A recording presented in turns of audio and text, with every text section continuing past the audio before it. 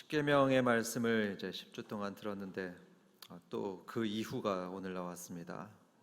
오늘로 마지막입니다. 십계명 마지막이고요. 이제 십계명 지금까지 우리가 들으면서 한 가지 깨달은 게 있었죠. 그게 뭡니까? 우리는 감히 하나님께 나갈 수 없는 죄인이구나. 이걸 우리는 많이 깨닫게 되었습니다. 정말 생각해 보면 십계명 중에 어느 것 하나 제대로 지킨 게 있나 이런 생각이 들었었습니다. 예를 들어서 사계명 뭡니까? 주일 성수에 관한 건데요.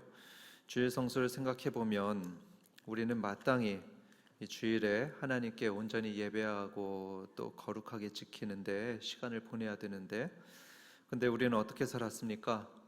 이 주일날에도 세상의 오락을 추구하고 또 돈을 쫓아서 살고 이런 적이 많이 있었습니다. 또 두 번째로 구계명도 한번 생각해 보죠. 구계명에서 하나님은 우리에게 진실하게 살아라 이렇게 요구하고 계시는데 우리는 거짓말을 밥 먹듯이 하면서 살아왔었습니다. 참고로 이 거짓말에 대한 흥미로운 조사가 하나 있는데요. 2017년에 EBS에서 사람들이 얼마나 거짓말을 하며 사나 그걸 조사한 적이 있었습니다. 여러분, 하루에 사람이 평균 몇 번 정도 거짓말을 한다고 생각하십니까? 조사한 바에 따르면 하루에 평균 3번 정도 거짓말을 한다 이렇게 연구 결과 나왔습니다. 여러분, 이게 사기꾼들을 대상으로 해서 조사한 게 아닙니다. 거짓말장애들만 모아놓고 이렇게 한 게 아니고 우리 같은 평범한 사람들, 보통 사람들을 조사한 건데 하루에 평균 3번 거짓말을 하더라. 예를 들어서 늦었을 때 내가 차가 막혀서 늦었어 이렇게 하고, 또 받기 싫은 전화가 오면은 안 받고 있다가 나중에 미팅이 있어가지고 안 받았다 이런 식으로 거짓말들을 한답니다. 하루 평균 3번, 한 달이면 100번이죠.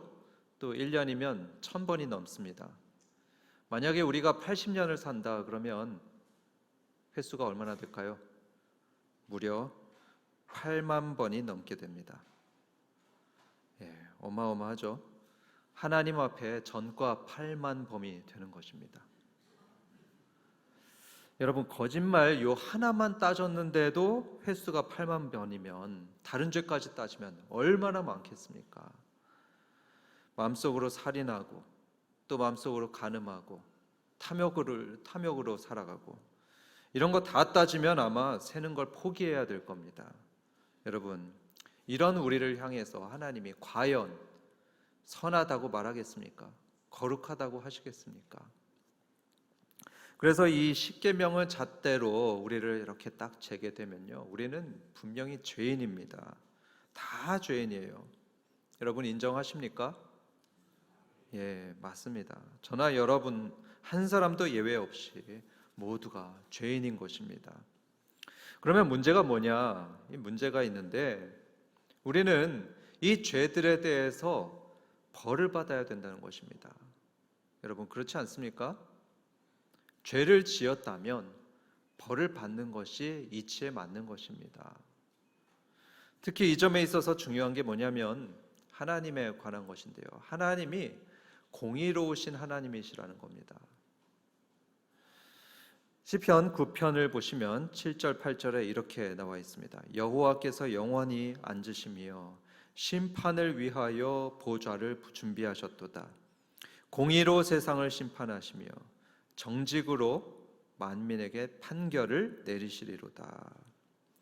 이처럼 하나님께서는 공의롭게 세상을 판단하시는 분이십니다. 남녀노소 상관없습니다. 빈부 상관없이 전혀 편향됨이 없이 공정하게 한 치의 오차도 없이 그 죄목에 따라서 사람들을 심판할 분이 바로 이 하나님이십니다. 여러분, 이 공의의 하나님이 정말 살아계시다고 해보죠. 물론 우리는 그렇게 믿습니다. 그런데 안 믿는 분들을 위해서 만약에 이 공의로운 하나님께서 정말로 살아계시다 그러면요, 우리 거짓말 8만 번 이상 했죠? 그렇게 수없이 죄를 짓고 사는 우리를 하나님께서 어떻게 하셔야 마땅할까요? 벌을 주셔야 마땅한 겁니다. 그래야 공의롭고 정의로우신 하나님이십니다. 만약에 벌을 안 주시고 눈 감고 있는다, 그러면 그분은 공의로우신 분이 아니죠. 공의롭고 정의로우시려면 벌을 하셔야 됩니다. 그래서 이 점을 생각하면 우리는요 정말로 큰일 난 겁니다. 정말 농담 아니고 진심으로 우린 정말 큰일 난 겁니다. 마지막 날에 하나님께서 우리를 벌하실 겁니다. 하나님은 각자의 행위를 따라서 벌하신다고 하셨거든요. 그러니까 우리는 벌받을 각오를 정말 단단히 해야 되는 겁니다. 하나님은 어떤 벌을 주시게 될까요? 로마서 6장 23절에 보면 죄의 삭은 사망이다 이렇게 말씀했습니다. 죄의 대가가 죽음이란 얘기죠. 죄를 지은 결과는 죽음이다 하셨습니다. 그렇기 때문에 죄를 지은 우리는 죽을 수밖에 없습니다. 안 봐도 뻔합니다. 하나만 죄를 지어도 그 죄의 삭은 사망이라고 했는데요. 너무나 많은 죄를 지은 우리들은 그 죄의 대가로 죽을 수밖에 없습니다. 사형 판결입니다. 그런데 여러분, 여기서 하나님께서 말씀하신 죽음은요 단지 이 육신의 죽음만 의미한 것이 아니었습니다. 이 육신이 죽는다고 끝나는 게 아니다 이 말씀입니다. 육신의 죽음 이후에, 그러니까 장례식 이후에 두 번째 죽음이 있다고 하나님께서 말씀을 하시는데, 그 두 번째 죽음이 뭐냐? 그것은 영원한 죽음입니다. 그걸 다른 말로 말하면 지옥이라고도 표현을 했죠. 이 육신이 죽고 난 이후에도 그 영원한 지옥이 기다리고 있다는 것, 이게 진짜 두렵고 정말 무서운 일이죠. 세상 사람들은 이런 얘기를 하면 잘 안 믿는 것 같습니다. 천국, 지옥? 난 그런 거 안 믿어. 마지막 날? 그런 심판? 난 그런 거 있다고 생각 안 해. 세상 사람들은 그렇게 얘기를 합니다. 이런 사후 세계에 대한 생각 자체를 사람들은 잘 안 하는 것 같습니다. 아마 여기 계신 분들은 그러지 않죠. 여기 예배 드리시는 분들은 전부 천국과 지옥 믿고 마지막 심판을 믿을 겁니다. 그런데 혹시라도 이 가운데서도 혹시 안 믿는 분들이 있을 것 같아서 예를 들어서 이 점을 하나 설명해 드리도록 하겠습니다.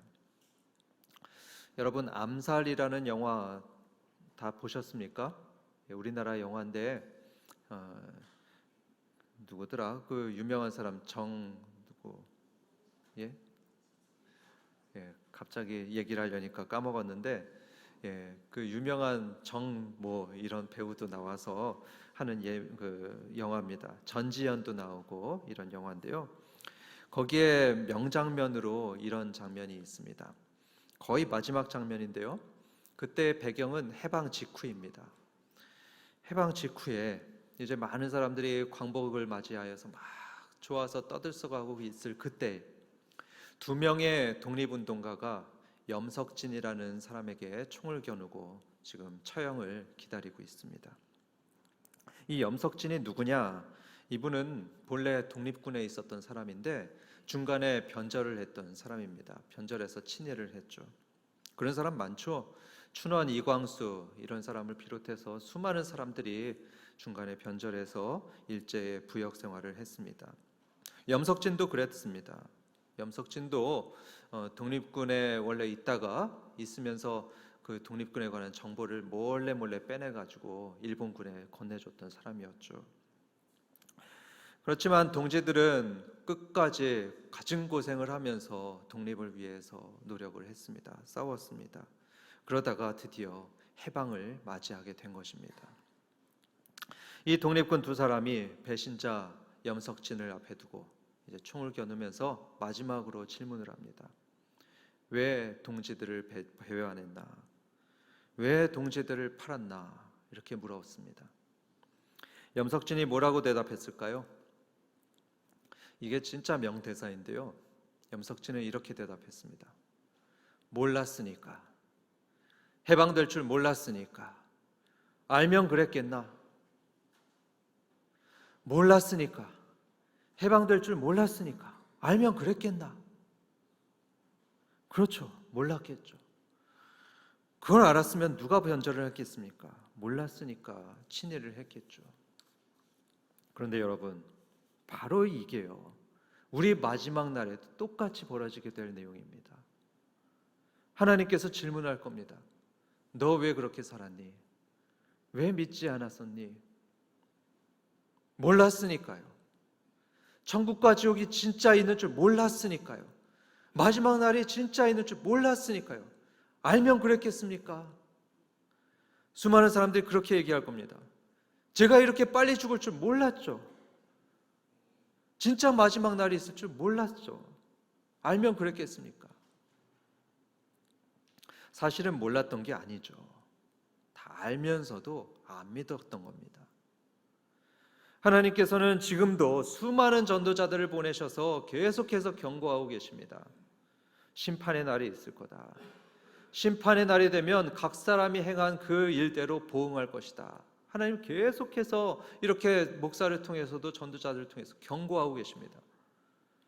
죽었다고 부활하셨던 예수님도요, 천국과 지옥이 분명히 있다고 말씀하셨고요, 마지막 날이 되면은 당신이 직접 내려오셔서 심판하실 거라고 수없이 얘기하셨습니다. 한 번쯤은 이런 말 다 들어봤습니다. 그렇죠? 여기 만년동에 계신 분들도 아마 다 들어보셨을 겁니다. 그런데 믿지 않고 있는 겁니다. 분명히 마지막 날이 되면 이 염석진처럼 후회할 사람들이 굉장히 많이 있을 겁니다. 우리 한박교회 성도들은 그런 사람이 단 한 사람도 없기를 바랍니다. 다가올 천국을 잘 준비하는, 그래서 자유와 해방의 기쁨을 충분히 만끽하는, 영원히 누리는 그런 복된 성도들 되시길 주님의 이름으로 축원합니다. 다시 앞의 주제로 돌아가 보겠습니다. 우리는 다 죄인인 거 우리 다 인정했습니다. 그렇죠? 일평생 살면서 우리들의 몸과 마음이요, 시꺼멓게 다 물드는 사람들입니다. 이 더러운 죄인들은 천국에 들어갈 수가 없습니다. 그렇죠? 더러워가지고, 이렇게 죄가 많아가지고 천국에 못 들어갑니다. 그래서 우리는 모두 본래는 천국에 들어갈 수 없고 지옥에 갈 수밖에 없는 그런 운명이었습니다. 한 사람도 예외 없습니다. 다 멸망할 것입니다. 여기에서 너무하다는 생각이 들 수 있습니다. 많은 학자들이 그런 얘기들을 했습니다. 하나님 너무하십니다. 정말 너무하십니다. 이러려고 우리를 창조하셨습니까? 사람들을 창조하셔놓고 어떻게 그럴 수 있습니까? 이런 학자들의 질문들이 있었습니다. 여러분, 하나님께서 과연 이러시려고 창조하셨을까요? 정말로 창조의 얘기를 이런 식으로 끝내시려고 이 우주를 창조하셨을까요? 마지막에 모든 사람들을 다 지옥에 다 넣으시고 그렇게 멸망시키시면서 이 창조 얘기를 끝내시려고, 그러려고 정말 하나님이 창조하셨을까? 그렇지 않습니다. 하나님은 그러신 분이 아닙니다. 하나님은 창조 얘기를 그런 식으로 마치려고 하지 않으십니다. 왜냐하면 그건 하나님의 성품 때문인데요, 하나님께서는 두 가지 성품이 있습니다. 첫 번째로는 하나님은 죄에 대해서는 무섭게 진노하시는 그런 공의의 하나님이시죠. 그런데 두 번째로 중요한 게 하나님은 사랑의 하나님이시라는 겁니다. 공의의 하나님이시자 동시에 사랑의 하나님이십니다. 그래서 우리를 너무나 사랑하시는 그런 하나님이십니다. 그렇기 때문에 하나님은 우리 중에 누구라도 멸망받기를 원하지 않으십니다. 단 한 사람도 지옥에 떨어져서 고통당하지 않고 멸망하지 않고 모두 다 구원받고 모두 다 영생을 얻기를 하나님은 너무나 원하십니다. 그래서 하나님이 우리에게 한 가지 구원의 길을 제시해 주셨는데요, 우리가 다 구원받고 천국에 갈 수 있는 한 가지 방법을 제시해 주셨습니다. 그게 뭐냐?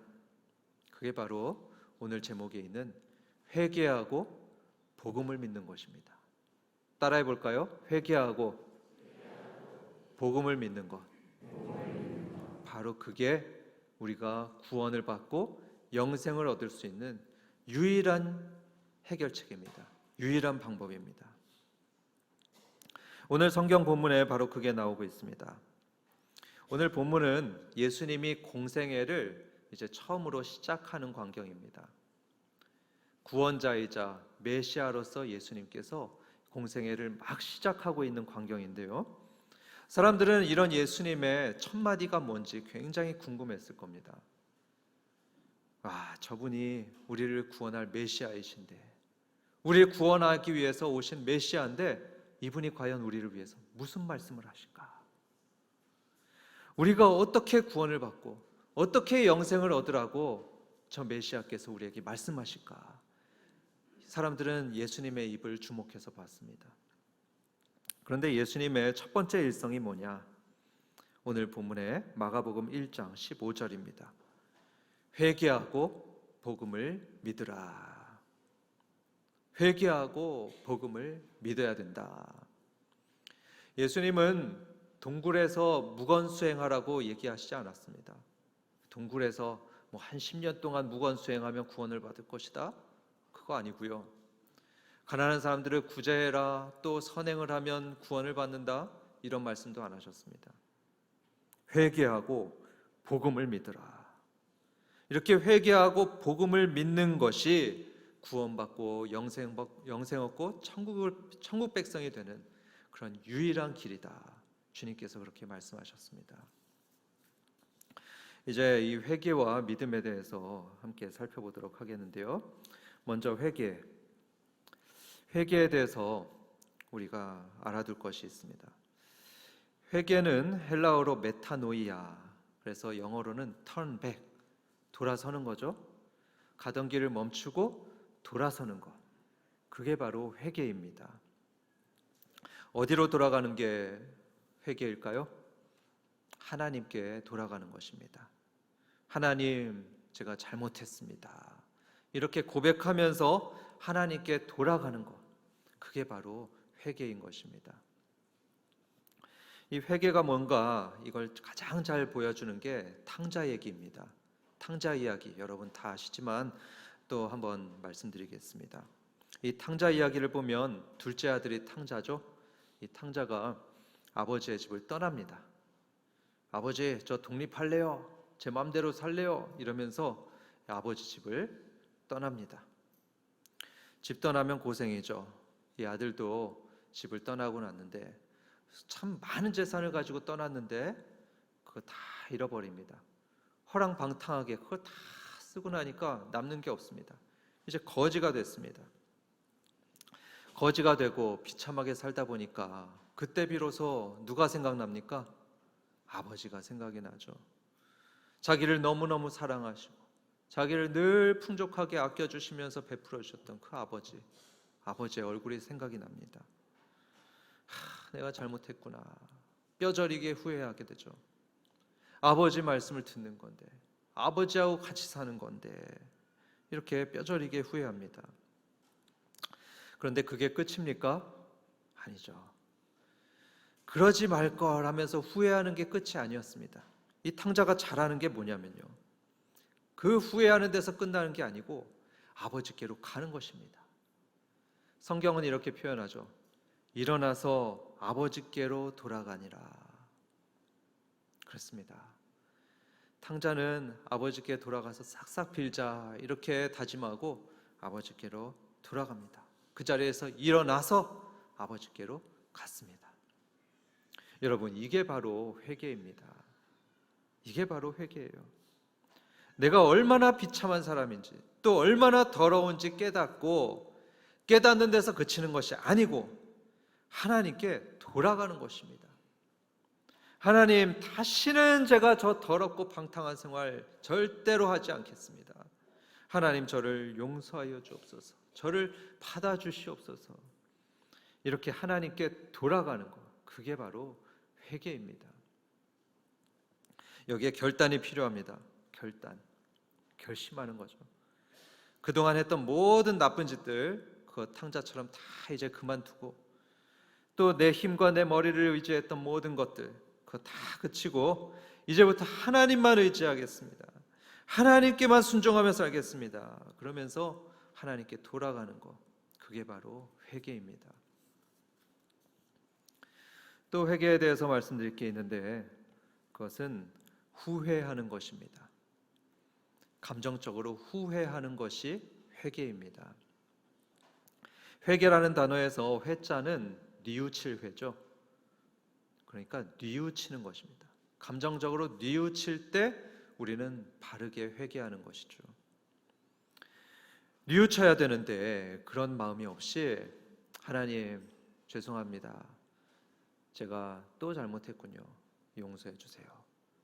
되게 밋밋하죠? 이런 밋밋한 회개는 참된 회개라고 볼 수 없습니다. 여러분, 학생들이 시험 문제를 틀려도 그러진 않을 겁니다. 학생들이 시험 문제 틀리면 그러면 공부 잘하는 학생들이 특히 그러는데 어떻게 합니까? 자기 머리 막 쥐어박으면서 아이 바보 또 틀렸어 이러지 않습니까? 저는 테니스 칠 때 종종 그러곤 합니다. 맨날 실수합니다. 제가 원하는 대로 되지 않을 때가 종종 있습니다. 그러면 혼자 중얼거립니다. 또 잘못했네요. 왜 이러지? 왜 또 이렇게 쳤지? 파트너한테도 너무 미안한 마음이 듭니다. 미안해가지고 죄송합니다. 잘하겠습니다. 이렇게 합니다. 겨우 시험 문제 하나 틀린 거 가지고도 이렇게 자기 머리를 막 치면서 후회하고요. 고작 동네 테니스에서 좀 실수했다고 그렇게 죄송합니다 하는데요. 그런데 하나님께는 어떻게 하죠?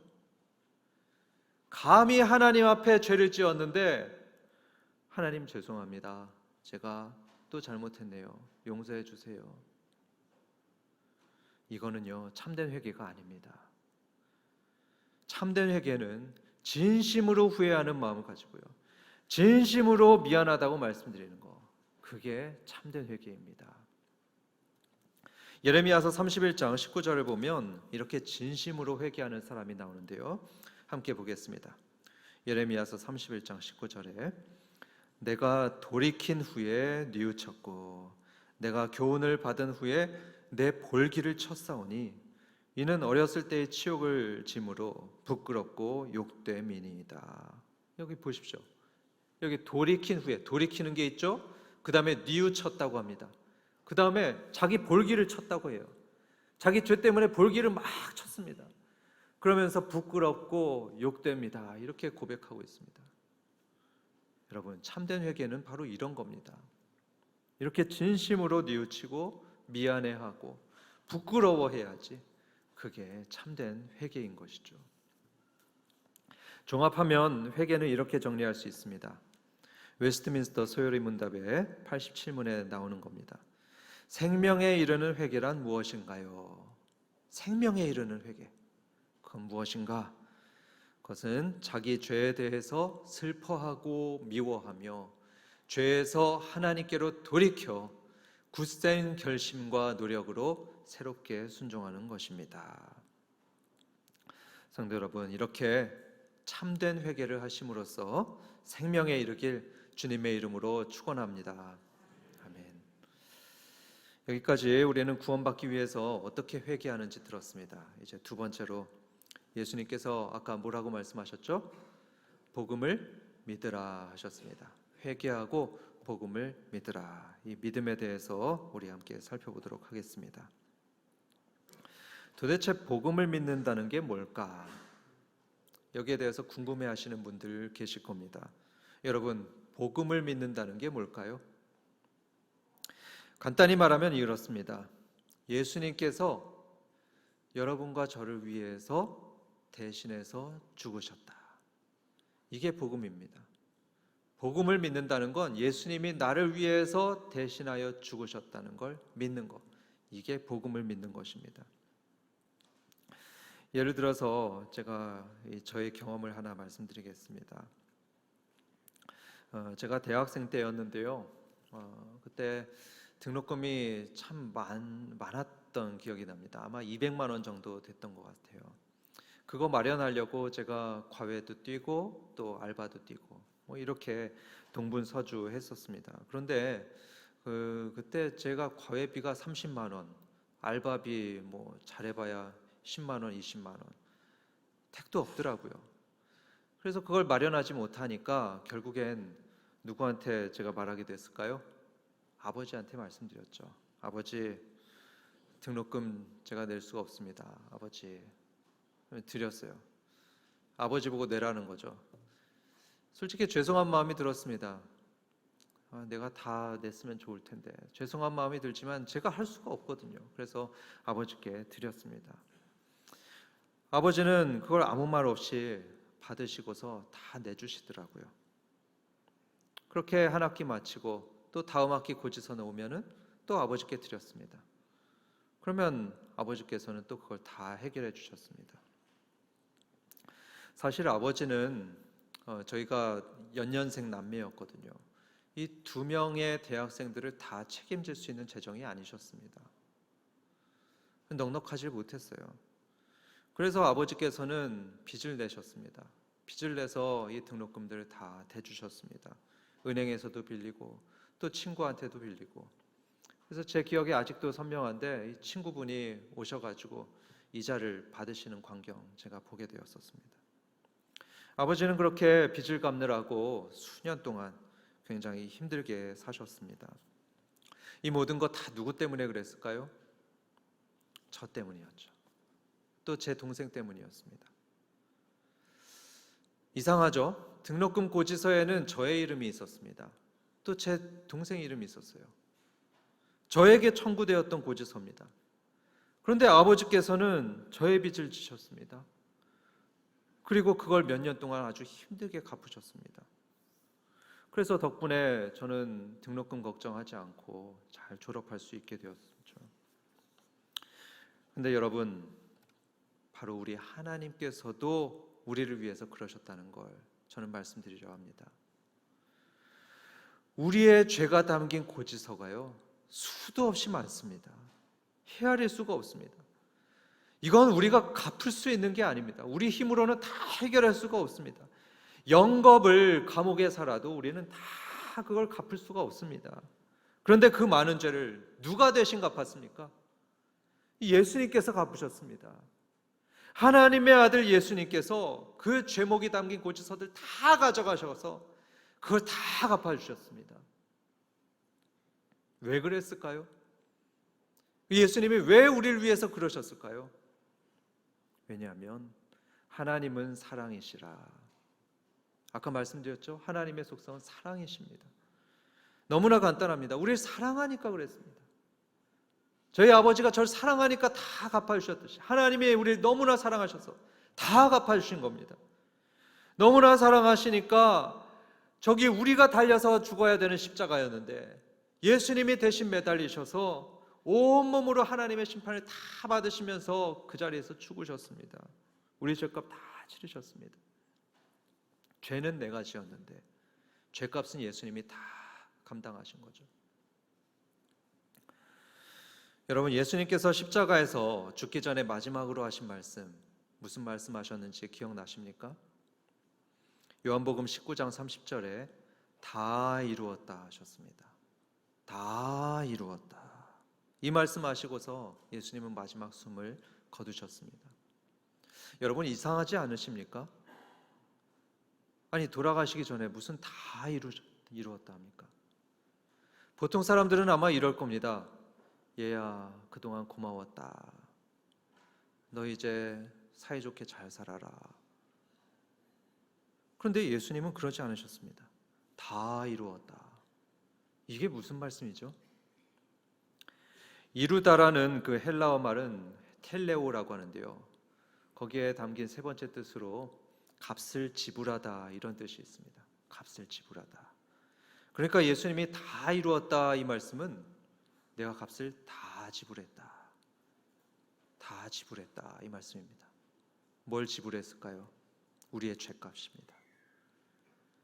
사람들의 죄값을 내가 다 지불했다, 이겁니다. 죄 없는 예수님께서 우리 대신 십자가 지셔가지고 사람들의 모든 죄를 다 갚으시고 우리를 구원하셨다, 이걸 예수님께서 말씀하시는 겁니다. 여러분, 하나님은요, 다 필요 없고 이 예수님만 믿으면 된다고 하셨습니다. 이 예수님만 믿으면 구원받을 거다 하셨습니다. 주 예수를 믿으라 그리하면 너와 내 집이 구원을 얻으리라. 어렵지 않습니다. 예수님 믿으시면 됩니다. 요한복음 1장 12절에서도 말씀했죠. 영접하는 자, 곧 그 이름을 믿는 자들에게는 하나님의 자녀가 되는 권세를 주셨으니. 믿으면 되는 겁니다. 믿으면 하나님은 우리의 그 믿음 보시고 우리를 자녀 삼으신다고 했습니다.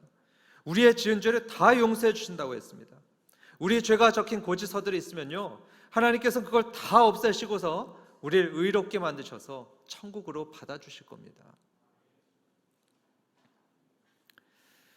결론으로 이런 말씀드리겠습니다. 예수님께서 부활하셨을 때였습니다.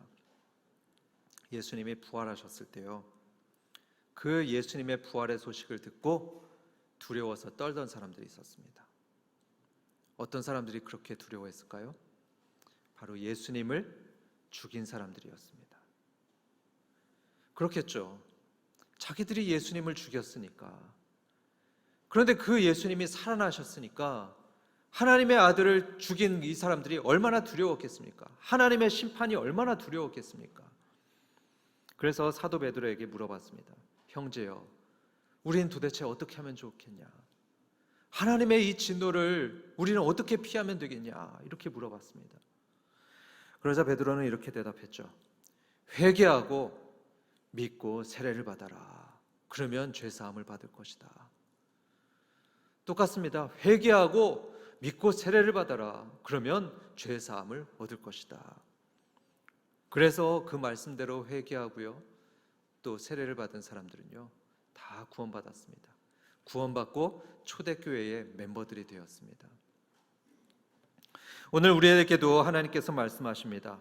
회개하고 믿으라고 하십니다. 하나님의 아들을 직접 죽였던 그 사람들도 회개하고 믿어서 구원받았다면 우리도 마찬가지인 겁니다. 우리도 회개하고 믿으면요, 하나님의 자녀가 되고 구원받게 되는 것입니다. 바라기로는 여기 계신 모든 분들이 온전하게 회개하고 예수님을 온전하게 잘 믿으셔서요, 하나님이 예비하신 그 영원한 천국에 다 들어가셔서 우리 함께 다 만날 수 있기를 주님의 이름으로 축원합니다.